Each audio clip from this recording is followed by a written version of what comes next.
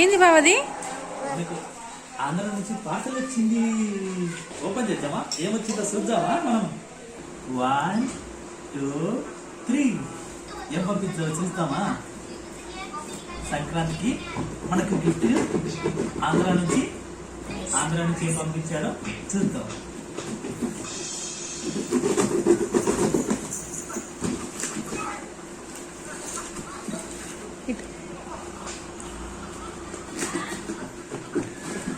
గట్టుబద్దలుగా బాగా గట్టిగా వేసి పెట్టారు.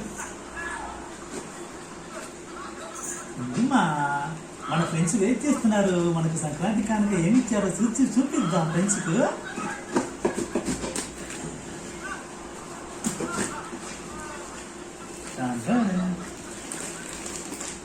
ఉప్మా